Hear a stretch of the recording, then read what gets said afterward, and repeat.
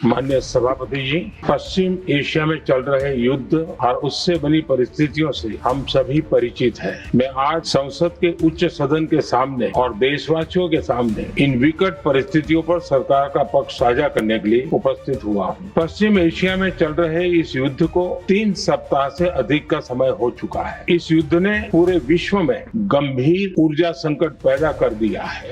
भारत के लिए भी ये स्थिति चिंताजनक है। इस युद्ध से हमारे व्यापार के रास्ते प्रभावित हो रहे हैं। इससे पेट्रोल, डीजल, गैस और फर्टिलाइजर जैसे जरूरी सामान की रूटीन सप्लाई प्रभावित हो रही है। गल्फ देशों में करीब 1 करोड़ भारतीय रहते हैं, वहाँ काम करते हैं। उनके जीवन और आजीविका की सुरक्षा भी भारत के लिए बहुत बड़ी चिंता है। हॉर्मुज़ स्ट्रेट में दुनिया के अनेक जहाज फंसे हैं। उनमें बहुत बड़ी संख्या में भारतीय क्रू मेंबर्स हैं। ये भी भारत के लिए एक बड़ी चिंता का विषय है। ऐसी विकट परिस्थिति में आवश्यक है कि भारत की संसद के इस उच्च सदन से शांति और संवाद की एकजुट आवाज पूरे विश्व में जाए। सभापति जी, युद्ध की शुरुआत के बाद से मैंने पश्चिम एशिया के ज्यादातर देशों के राष्ट्राध्यक्षों के साथ 2 राउंड फोन पर बात की है। हम गल्फ के सभी देशों के साथ लगातार संपर्क में हैं। हम ईरान, इजराइल और अमेरिका के साथ भी संपर्क में हैं। हमारा लक्ष्य डायलॉग और डिप्लोमेसी के माध्यम से क्षेत्र में शांति की बहाली का है। हमने डी एस्केलेशन और हॉर्मुज़ स्ट्रेट खोले जाने पर भी उनसे बात की है। कमर्शियल जहाजों पर हमला और हॉर्मुज़ स्ट्रेट जैसे अंतर्राष्ट्रीय जलमार्ग में रुकावट अस्वीकार्य है। भारत ने नागरिकों पर, सिविल इंफ्रास्ट्रक्चर पर, एनर्जी और ट्रांसपोर्ट से जुड़े इंफ्रास्ट्रक्चर पर हमलों का विरोध किया है। भारत डिप्लोमेसी के जरिए युद्ध के इस माहौल में भी भारतीय जहाजों के सुरक्षित आवागमन के लिए सतत प्रयास कर रहा है। भारत ने इस समस्या के समाधान के लिए संवाद का ही रास्ता सुझाया है। इस युद्ध में किसी के भी जीवन पर संकट मानवता के हित में नहीं है। इसलिए भारत का सतत प्रयास सभी पक्षों को जल्द से जल्द शांतिपूर्ण समाधान के लिए प्रोत्साहित करने का है। सभापति जी, संकट की स्थिति में देश विदेश में भारतीयों की सुरक्षा हमारी बहुत बड़ी प्राथमिकता है। युद्ध शुरू होने के बाद से लेकर अब तक 3,75,000 से अधिक भारतीय सुरक्षित भारत लौट चुके हैं। ईरान से ही अभी तक 1,000 से अधिक भारतीय सुरक्षित वापस लौटे हैं। इनमें 700 से अधिक मेडिकल की पढ़ाई करने वाले युवा हैं।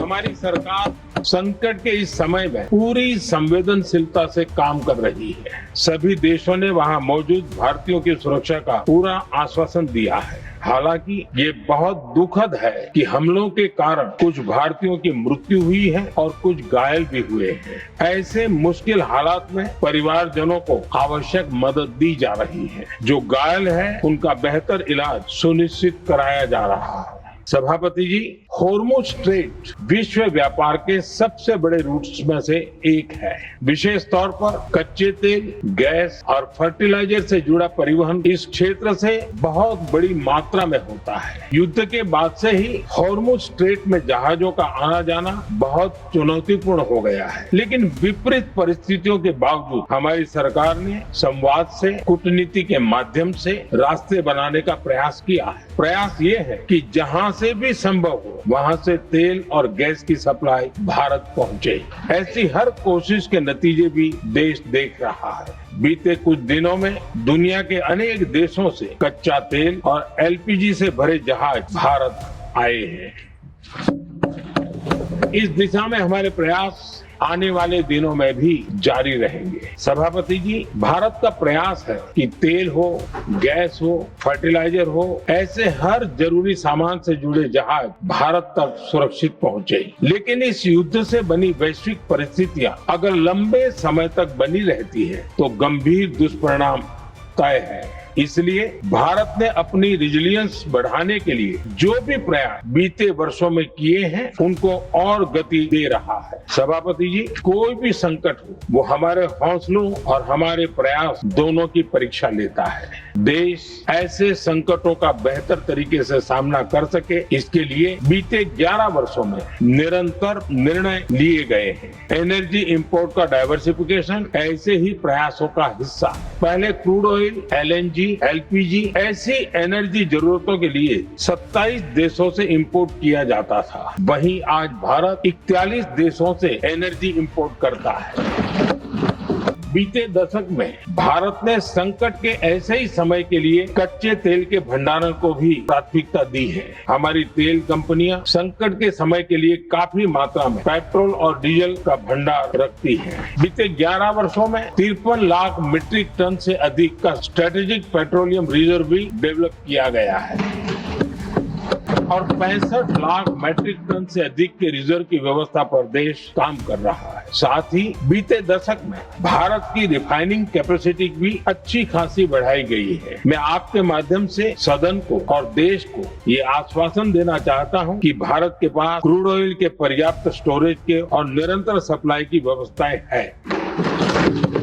सभापति जी, हमारी सरकार की कोशिश है कि ईंधन के किसी एक ही स्रोत पर ज्यादा निर्भरता न रहे। सरकार घरेलू गैस सप्लाई में एलपीजी के अलावा पीएनजी पर भी बल दे रही है। बीते दशक में देश में पीएनजी कनेक्शन पर अभूतपूर्व काम हुआ है। बीते दिनों में इस काम को और तेज किया गया है। साथ ही एलपीजी के घरेलू उत्पादन को भी बड़े पैमाने पर बढ़ाने का प्रयास किया जा रहा है।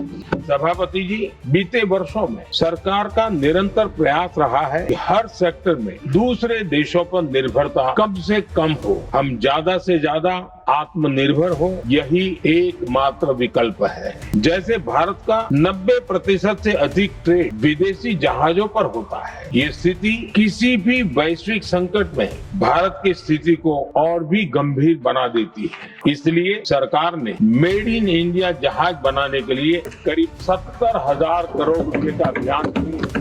भारत आज ship building, ship breaking, maintenance and overhauling ऐसी हर सुविधा के निर्माण पर तेज गति से काम कर रहा है। भारत अपने डिफेंस सेक्टर को भी अधिक रेजिलिएंट बना रहा है। बीते दशक में किए गए प्रयासों से भारत आज अपनी जरूरत के अधिकांश हथियार भारत में ही बना रहा है।